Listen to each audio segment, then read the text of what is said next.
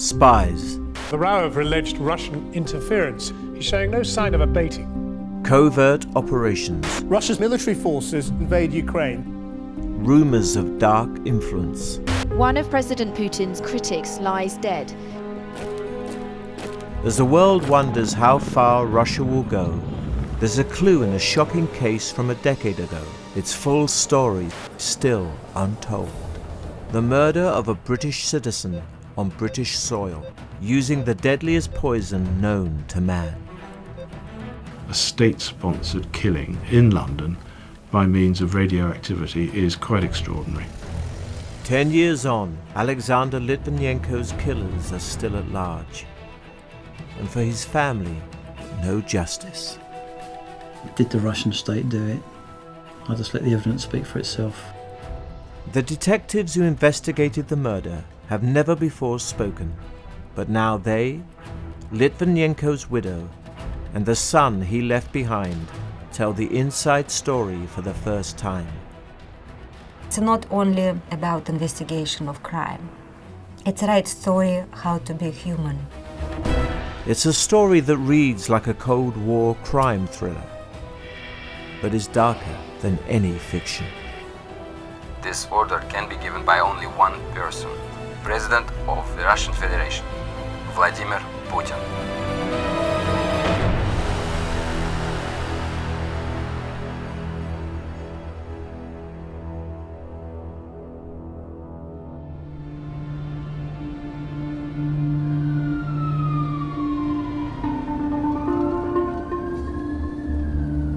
I was sitting in my office on the 15th floor of Scotland Yard when an officer came in, and the story he told was quite extraordinary. There was a man lying in a hospital bed in North London who was claiming that he was a former KGB officer and that he had been poisoned. The patient, who'd given his name as Edwin Carter, had been admitted 2 weeks earlier. It was explained to us that Edwin Carter was seriously ill. They didn't know what was wrong with him.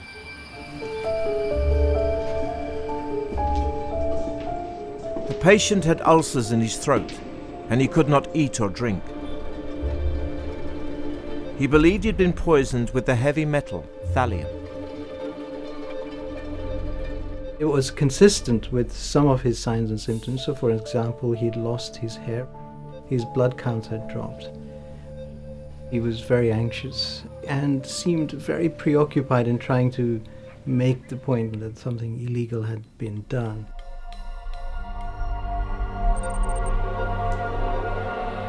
I asked whether they could guarantee that Carter would survive until the following morning, and in the absence of them being able to give us that guarantee, I decided that we should start getting his account. Hello, Mr. Carter. Just after midnight, the police started recording his interview. He began with an astonishing claim. My name is Edwin Carter. I am British citizen. In Russian, I have a name, Alexander Litvinenko. I am former KGB FSB officer. My rank, Lieutenant Colonel. My position, Deputy Head of Section, Top Secret Department of FSB. Of course, at that time we had no way of knowing whether what Edwin Carter was saying was true. Can I ask you to tell us what you think has happened to you? I have no doubt that they poisoned me. All that is remain for me is to prove this with a medical examination. If you can imagine someone who's quite ill, potentially hallucinating, and then starts to tell people and unravel his story that he's not really Edwin Carter. He's actually a former KGB colonel, and he's been poisoned by Vladimir Putin's orders. You can understand that people might have met that suggestion with some disbelief. But Carter did offer the police one concrete lead. The number of a contact he claimed to have had regular meetings with at a London bookshop. On 31st October at about 4 p.m. I had a meeting arranged with a person about whom I really wouldn't like to talk here. because I have some commitments. You can contact the person on that long telephone number. When the police called the number, a man known only as Martin came to the hospital. Martin, an MI6 officer, confirmed the patient was Alexander or Sasha Litvinenko, a former KGB agent now advising MI6 on Russian organized crime. Scotland Yard realized this would be no ordinary investigation. Let's try and understand why he's ill. Let's try and get a story from him. He was still able to talk. Was it a criminal mystery or a medical mystery? Find out which camp it fell into. If it was medical mystery, nothing to do with us. Criminal, we were going to be busy. I born in Soviet Union in Voronezh. I grew up in North Caucasus, it's near Chechnya. After school I've been recruited to Soviet Union Army. In 1987 I sent to KGB. For 11 years I've been officer of KGB. I met Sasha in 1993. Very funny, very easy talking, very young looking, very handsome and very strong. He worked under investigation of very serious crime, but inside of Russia. After 10 years' service, Litvinenko was promoted to a highly classified unit. In 1997 I sent to top secret department of KGB. My department has duty killing political and high businessman person without judge verdict. And the last things what he was asked to do, to kill Boris Berezovsky. An advisor to Boris Yeltsin, Berezovsky had masterminded his re-election in 1996. Litvinenko claimed he worked for a secret murder squad tasked with Berezovsky's assassination. After I had this order, I said to my boss, I refused. After this, KGB opened operation case against me and oppress me. I love Sasha for feeling not to stand if he thinks something not right. In 1998, President Yeltsin appointed Vladimir Putin as the director of the KGB, now renamed the FSB. Litvinenko raised his concerns about the abuse of power with his new boss. Sasha said, I'm going to see new director Vladimir Putin. I said, what are you going to say? I will tell him everything what I know about corruption. I have meeting with Putin, face to face. What Sasha mentioned immediately was very soft handshake. I bring to Putin material about criminal inside FSB. Putin took obviously opposite side. Later that year, Litvinenko and a handful of colleagues took the extraordinary step of blowing the whistle on state corruption at a press conference in Moscow. Органы ФСБ стали использоваться отдельными должностными лицами не в конституционных целях безопасности государства и личности, а в своих частных политических и меркантильных целях. When I asked Sasha what might happen with us after this press conference, he said, Marina, we have two ways. One way, they will kill me, and another way, they will arrest me. Litvinenko was arrested and spent over a year in jail. In 2000, he was released and fled the country. I must escape from Russia. We sit in aeroplane, went to London, so it's safe, my wife and son. Ask political asylum.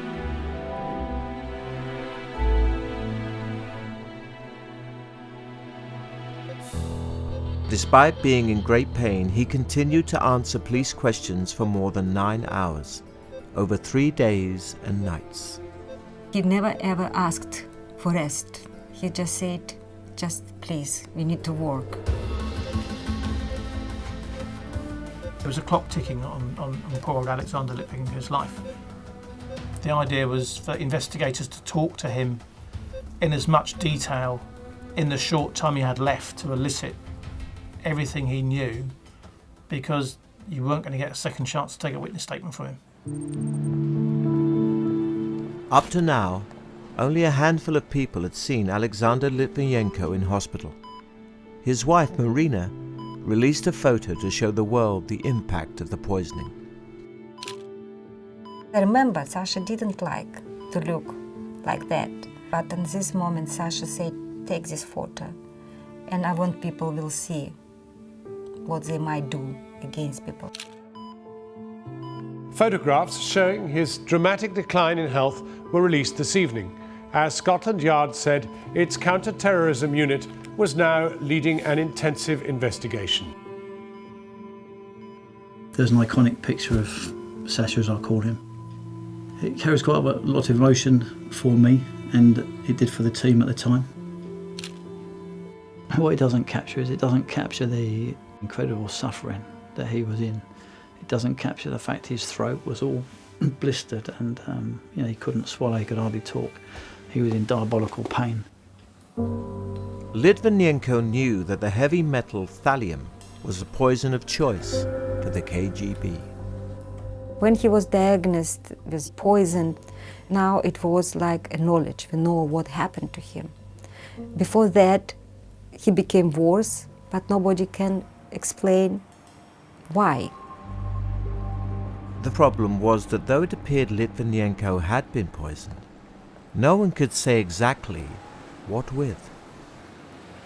We were pretty confident that it was not going to be thallium. That left us with nothing, because all of the other heavy metals that we'd looked for, which are commonly used as poisons, the screen for those was also negative.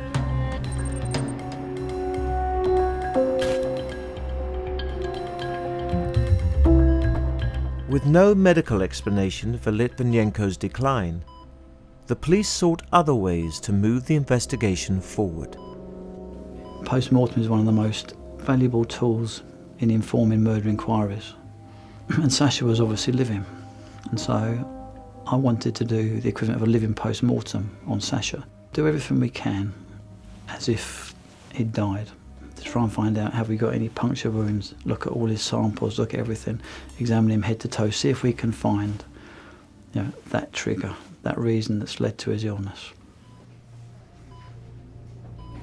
Could a chemotherapy drug have been given to him? Could another heavy metal have been a culprit? And then the idea of some radioactive substance was discussed. One of our experts said, well, in the Sasha's urine, we found a tiny spike of polonium, but it's probably an anomaly in the plastic container. So I'm sitting there, and obviously we've all grown up watching James Bond. We all know plutonium, we all know uranium. So I say, polonium? Don't you mean plutonium? And so this fella very, very tolerantly says, no, Clive, I mean polonium-210. What's polonium-210? Oh, it's the most toxic substance known to man. Okay. How do we find out? A litre of Litvinenko's urine was sent to the high-security atomic weapons establishment at Aldermaston. But the tests would take almost 24 hours to complete. Meanwhile, Litvinenko's life was slipping away. For me, it was not end yet. It's still enough power to fight for his life. He smiled to me and said, Marina, I love you very much. But this time when he said it was just so painful, because it looks like he said goodbye.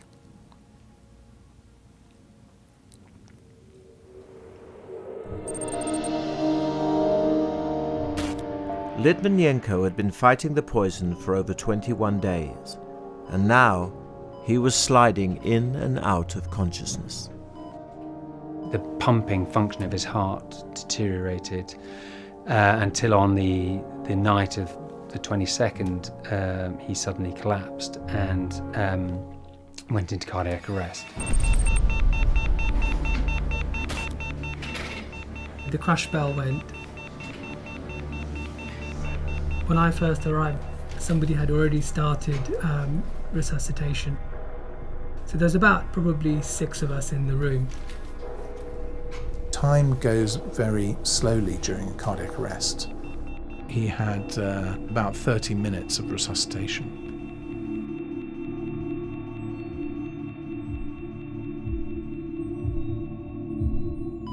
When we get a patient back, it's a good moment. So you've done something right for the patient.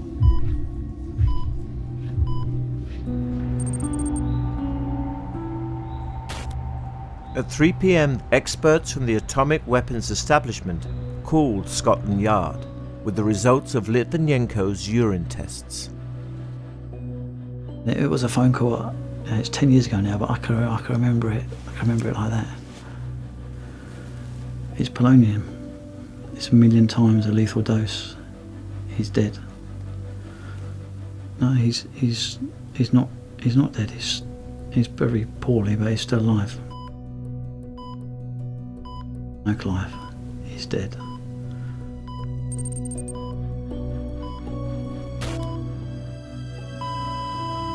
At 9 o'clock on the evening of the 23rd, he suffered a further cardiac arrest.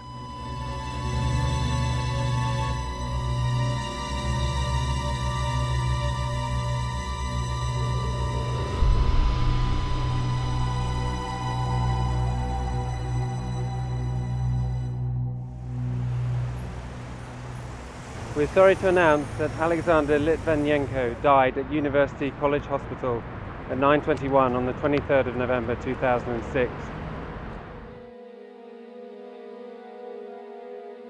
I remember it was quite a young doctor who came to us and said, unfortunately we tried everything, but your husband just passed away.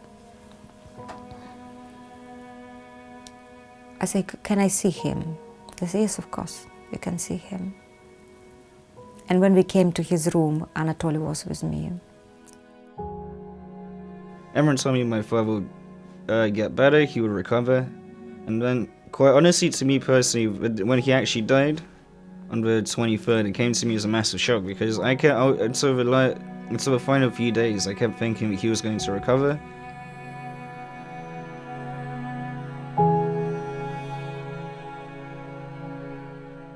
I still remember him in a different way. He was very handsome. But more important thing, I could hug him in the last time, I could kiss him, and I could feel his smell.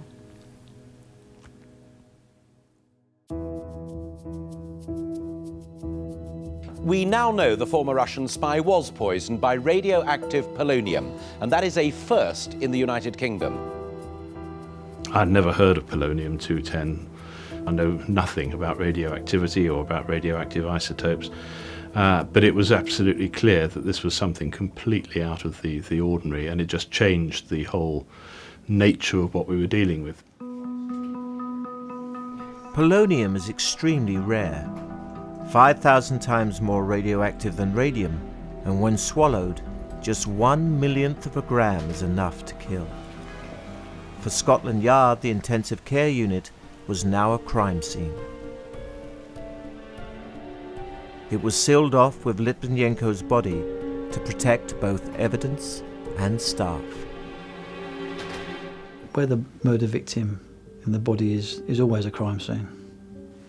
However, it was contaminated polonium. Oh, no one knew what to do. We didn't know how safe it was. What we have now is a murder inquiry, plain and simple.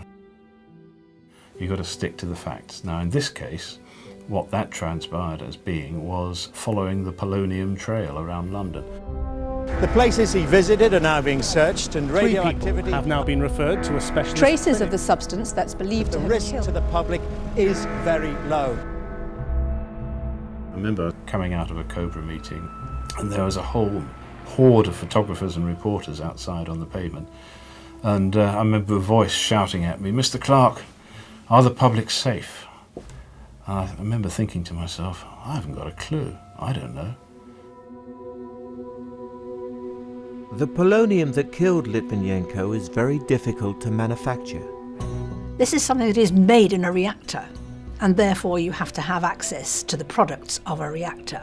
And the place where that is made in Russia is a very high security operation indeed. So it was perfectly clear. I mean, that was a real marker of who might be involved. Смерть человека – это всегда трагедия. Между тем, насколько мне известно, в медицинском заключении британских врачей нет указаний на то, что это насильственная смерть. Scotland Yard now had to work out how the polonium had been brought into the UK and identify the assassin. The clues were to be found in the extraordinary interview Litvinenko had recorded just before his death. I have no doubt who wanted this. This was done by Russian Secret Service. Because I have knowledge of this system, I know that to kill a citizen of another country, this order can be given by only one person. This person is President of the Russian Federation, Vladimir Putin.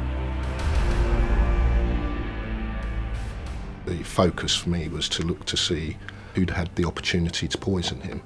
I was surprised at the presence of mind he had as he was working through the possibilities of the various people that he'd met on the 1st of November. He was working through it very much with a detective's mind. Litvinenko told police that the day he fell ill, he met with an Italian intelligence analyst. Mario Scaramella called to my home phone. Mario said to me, "Alexander, please, meeting." Scaramella had sought Litvinenko's advice for an Italian parliamentary inquiry into allegations that the KGB had tried to influence the Italian government. I say, Sasha, please don't eat, because we're going to have this special dinner. It's the 1st of November. It's already 6 years since we came to UK, and it's the first time when we're British citizen. I arrived to Piccadilly Circus. I find Mario in square. Mario asked me go eating first. A restaurant, Itsu, opposite Bond Street. He suggests that we should sit somewhere quiet, have something to eat and talk. He is very, very nervous. He started talking very fast. Sasha couldn't really understand why the meeting was really important, why he'd been called there, and it flicked his suspicion radar. Scotland Yard sent an investigation team to Itsu restaurant.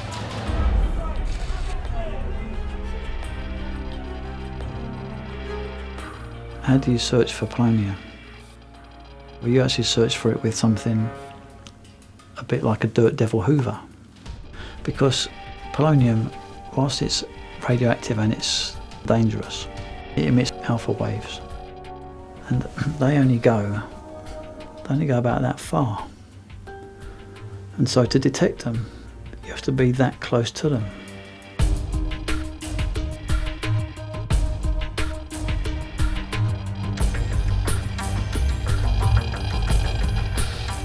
Soon after they got in there, I remember getting a phone call. We got a positive indication of alpha radiation. Itsu restaurant could be a murder venue. You could treat it as a game of Cluedo. Now, it's not belittling the approach to it, but Cluedo, you have a room, you have a killer, you have a weapon. And when you get those things in your envelope, you generally solved it. Mario Scaramella became a person of interest. If you're exposed to it, what happens is that you secrete it, and you secrete it through sweat.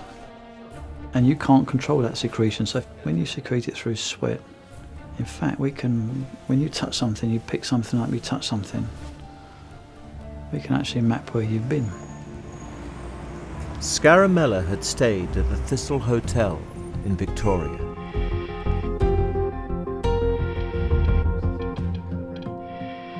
Very quickly we established that the hotel that he stayed in wasn't contaminated, and Mr. Scaramella wasn't contaminated at all. And so, what were the chances of him being involved? They were fairly remote. But why is Itsu restaurant contaminated? The analysis, when it was done, goes to show that where Scaramella had been sitting with Litvinenko when they had lunch on November the 1st, that wasn't where the contamination was found.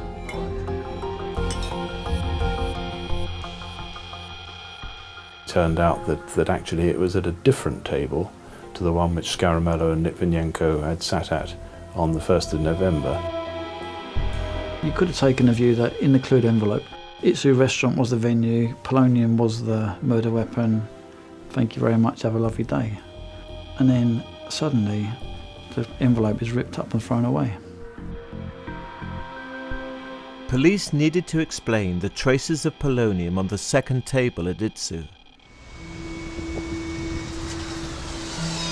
The clues again lay in Litvinenko's police interview. He had another meeting the day he fell ill. After the restaurant, where did you go? I go to Millennium Hotel. On this day, I have a meeting planned with two Russian people. First person, Andrei Lugavoy. He is former KGB officer. He had been bodyguard for Prime Minister of Russia. The second man, Kovtun. He has been Soviet Army officer, maybe second lieutenant, maybe captain. When Sasha was in hospital, and when we talk about his suspicious he might be poisoned, and I said, but who? Who could do this? And he mentioned this meeting with Lugavoy and Kovtun in Millennium Hotel. He has come from the bar and say, Sasha, I am here. He says that he must leave for football match, so we will talk for 10-15 minutes and no more. On the table there is a few cups and also a teapot. I pour some tea from the pot. For some reason I didn't like it. It's almost cold tea. I drink maybe 3 or 4 times. And after you drank from the pot, did Andrei or Kovtun drink anything from that pot? No, for sure.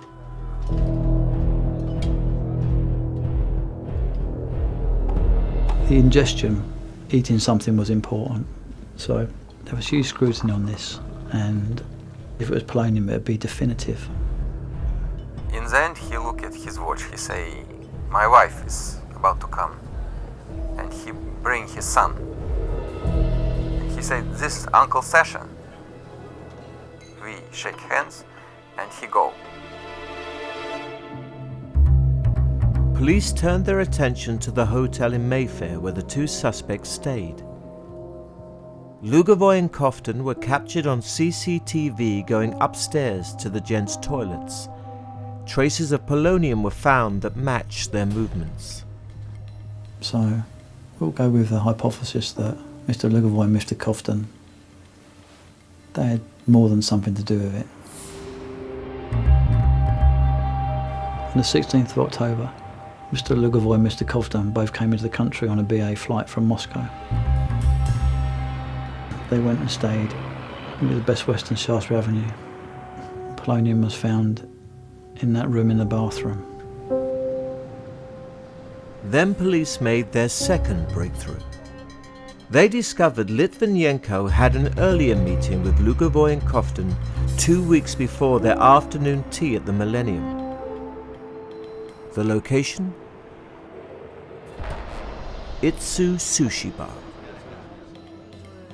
The table where they'd sat was the one on which police had already detected traces of polonium.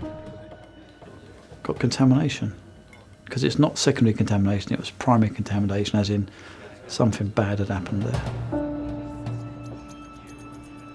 You tried to whack him in Itsu restaurant. You tried. So he had been attacked on the 16th. In fact, he'd have died as a result of the attack on the 16th. It was that significant, but he was that robust that it didn't work as quickly as it should have done. After the Itsu attack, Lugovoy and Koftin travelled back to Moscow on a Trans-Zero aircraft. We managed to stop that at Heathrow Airport. That was emotional because they didn't react all that well to that plane being stopped.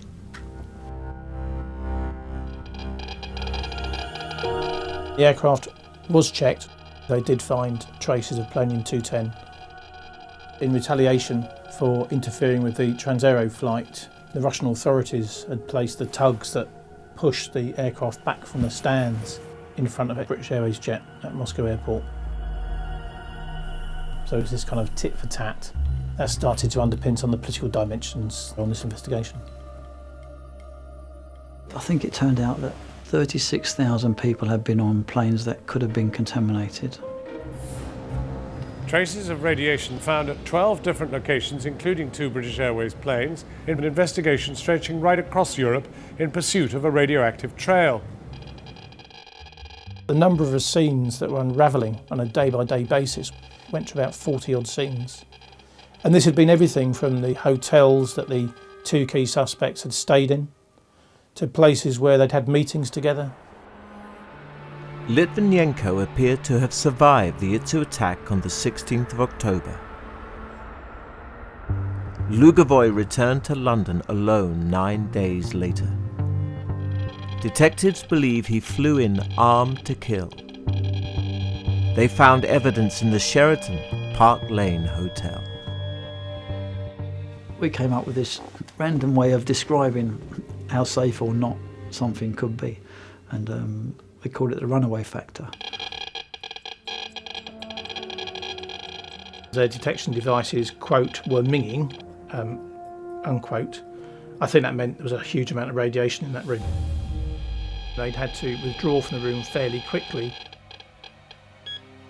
Extremely high levels of radiation in the bathroom sink and pipes led police to believe Lugovoy had poured the polonium down the drain. It was the most nuclear scene that has, I think, has ever been found in civilian circumstances. And the runaway factor there was Usain Bolt-esque.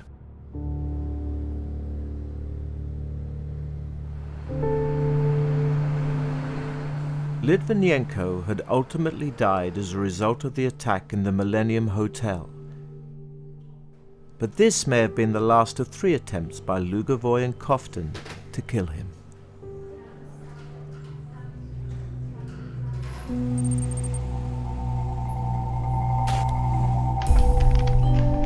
Police were desperate to prove conclusively that Litvinenko had died from polonium poisoning. 8 days after his death, Britain's top pathologist finally examined the body. The autopsy was a difficult, dangerous procedure. Levels of polonium that were eventually found from the tissues were 100-fold higher than would be compatible with life. When he opened up, all he could see is atrophy of tissue.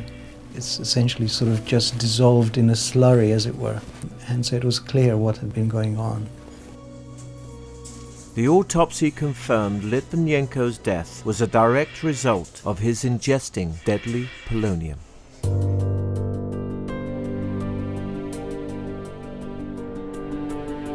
From fairly early on in the inquiry, Andrei Lugovoy and Dmitry Koftin became people of interest, and so that is why We wanted to interview them as soon as possible, and that meant sending a team of officers to Moscow to do just that.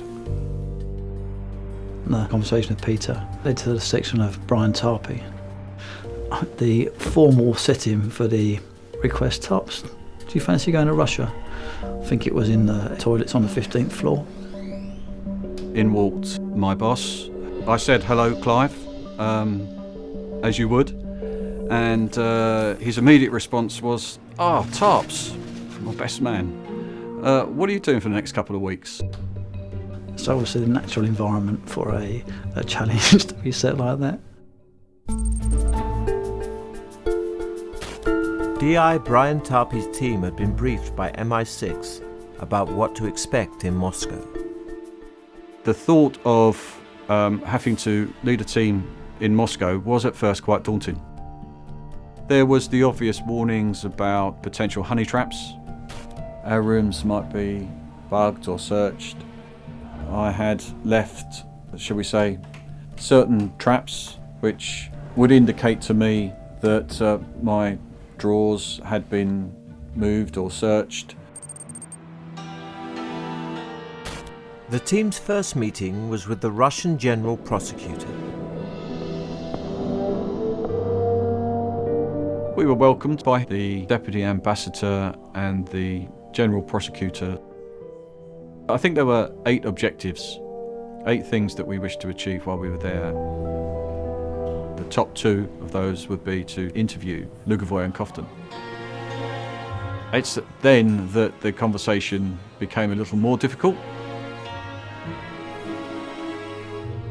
We believed them to be in a place called Nuclear Hospital Number 6.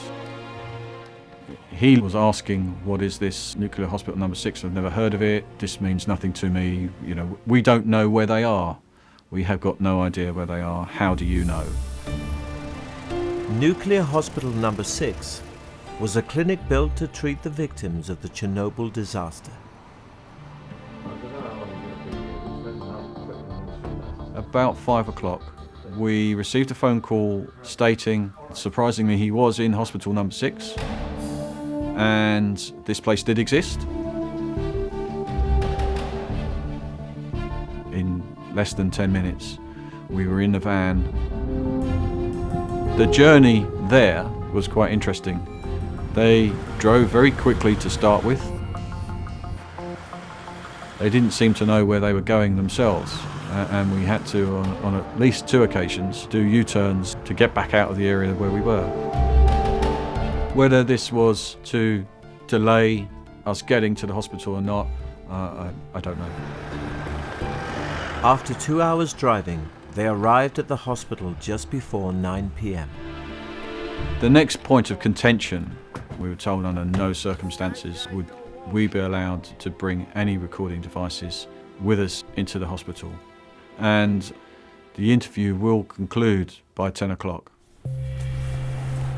Kofton was said to be receiving treatment for exposure to polonium.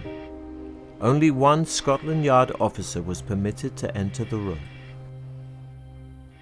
It turned out to be a very strange series of events. There was a man in a bed who he was told was Dmitry Kofton. The only thing that he could see was the eyes. It could have been anyone sat in the bed. We'll never know who it was. After just 13 minutes, the doctor stopped the interview. Of the questions that we had wanted to be asked, only about half were asked before the time ran out. So it really wasn't satisfactory from my perspective.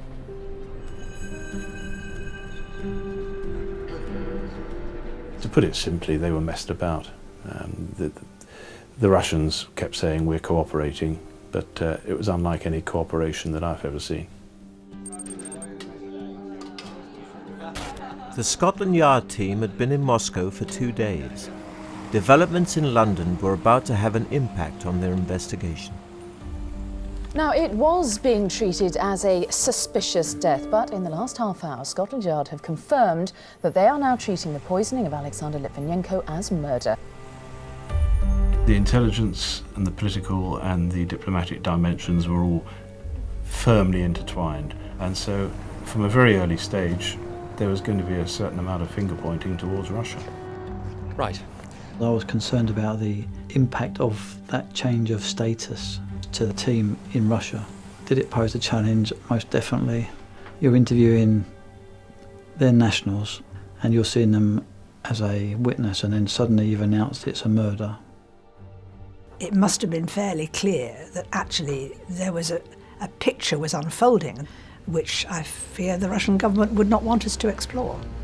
Потому что с британской стороны мы видим попытку уголовное дело и необходимость профессионального расследования использовать и для нагнетания какой-то политической кампании. Мы против этого, этим должны заниматься соответствующие правоохранительные органы. After 6 frustrating days of waiting, an interview with the second suspect, Andrei Lugovoy, was cancelled at short notice. The Russians also announced that Koftin's health was declining rapidly.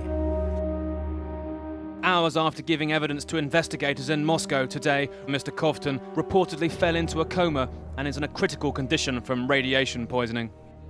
The investigation had stalled, and the team encountered another unexpected problem. I remember one evening my officer was complaining of stomach cramp and not being very well. Early the next morning, I was to accompany him back to the General Prosecutor's office. We were offered tea. I had no hesitation in saying yes, I'd have a cup of tea, please. So I had the cup of tea and we left. I started to feel a little uncomfortable and, not wanting to put too fine a point on it, I had the shits. I have no doubt in my mind that we were probably poisoned with something like gastroenteritis. I think that there was a deliberate ploy to weaken us physically because we were the decision makers in the team. It didn't stop them doing what they did. It just meant they had to do it in short bursts.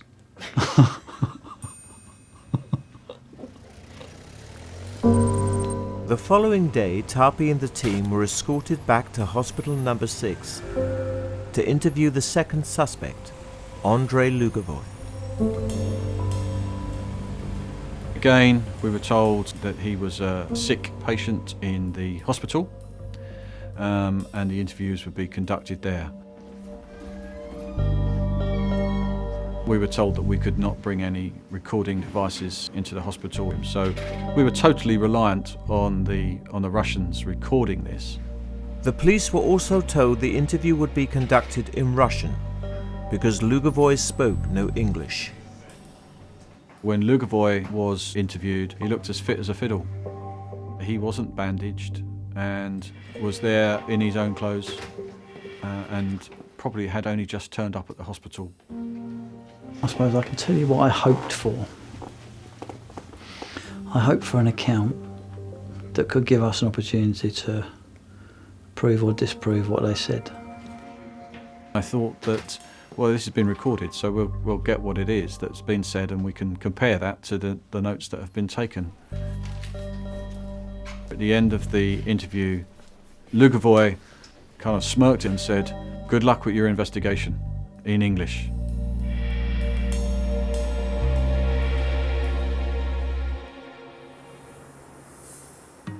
After 2 weeks in Moscow, the Scotland Yard detectives were ready to return home.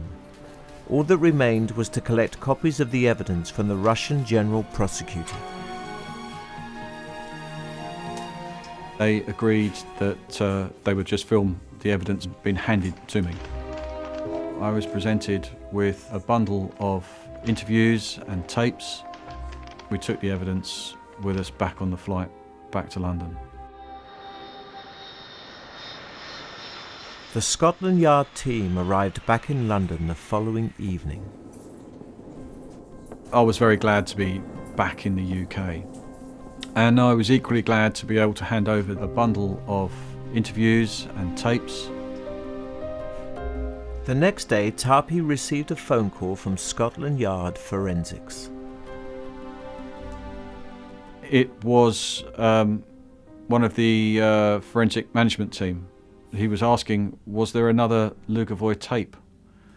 And at first I couldn't understand what he meant by that. And I said, no, I've given you the tapes. And I said, why? I can't remember exactly where I was when I found out from TARPS that what was probably the most important output from that whole deployment, it never made it on the plane. The recording of Lugavoy's vital interview was missing from the evidence package handed over by the Russian authorities. I'd been outmaneuvered like a chess piece by the Russians. Was it an accident? No. It didn't tell me that TARPS or anyone else had been unprofessional. It told me we'd been done.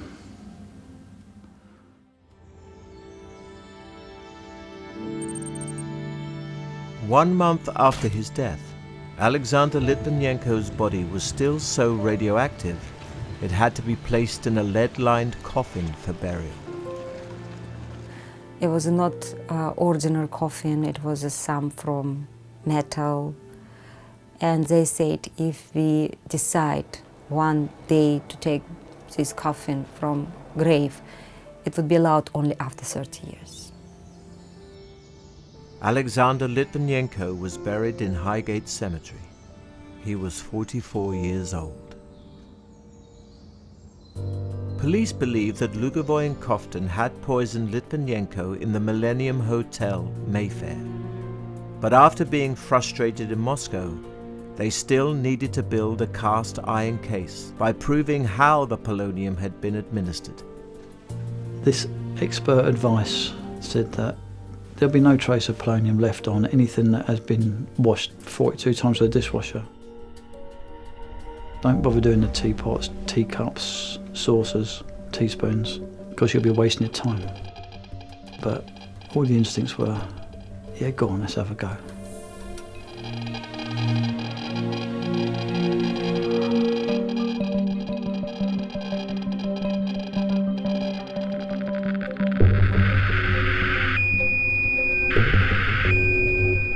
It came back as a full-scale deflection on this teapot.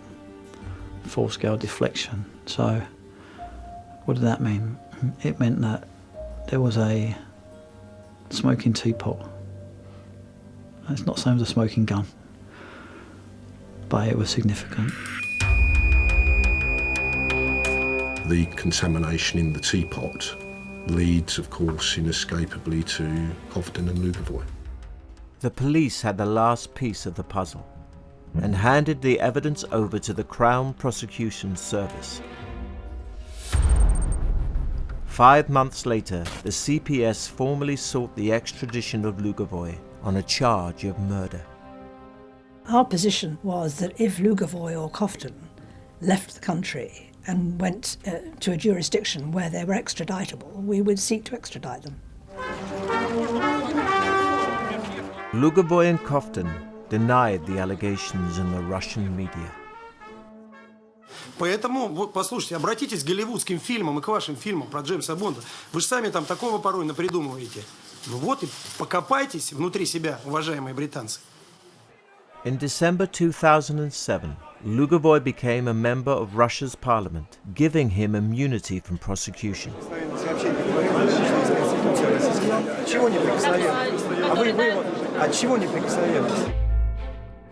The Home Secretary, Theresa May, ruled out a public inquiry, fearing it would damage relations with Russia.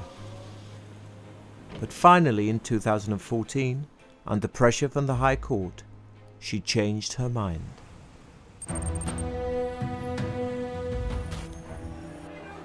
More than 8 years after Litvinenko's death, the public inquiry opened at the High Court in London. For me, it was already like, I've done it. I'm already satisfied.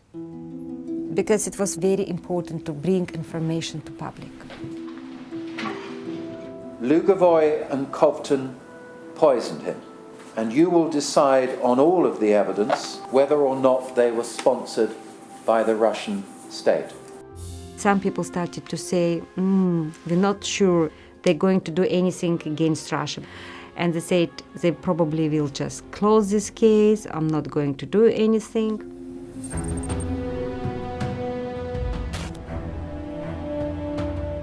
Finally, Judge Sir Robert Owen delivered his verdict. I have concluded that there is a strong probability that when Mr. Lugovoy poisoned Mr. Litvinenko, he did so under the direction of the FSB. I have further concluded that the FSB operation to kill Mr. Litvinenko was probably approved by Mr. Patrushev, then head of the FSB, and also by President Putin.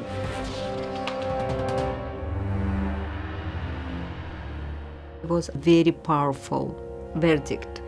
It was named Putin, and we've been just like overwhelmed. It's a huge victory, and it's a pretty remarkable victory considering the forces that were behind my father's murder. It doesn't mean Lugovoy and Kovtun, who certain committed this crime, going to be sent to the prison. But even you're not in prison, but you're already punished. To wake up and go to sleep, to know people knew you are criminal, you are murderer. The investigation had been the most complex, dangerous and technically demanding ever undertaken by British law enforcement. This was the Metropolitan Police and police in the UK at its best. They gave an incredible amount, which means a huge amount to me. It meant a huge amount for Marina, and I couldn't be more proud of them. He was a real man. He was not a double agent. He was just a human. And a real man as a father, as a husband. Good luck. Take care.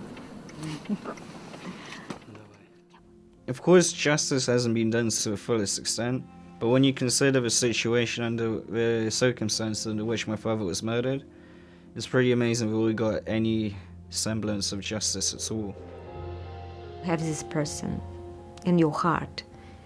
You can leave, but anyway, your heart has a big hole.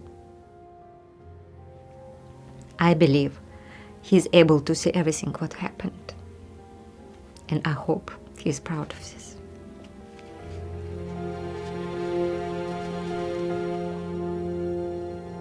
Marina now knows her husband's story has been told. And if it is disputed, well then the people it applies to, they can happily bowl up here and have their day in court to explain their story. And that'd be a good day out.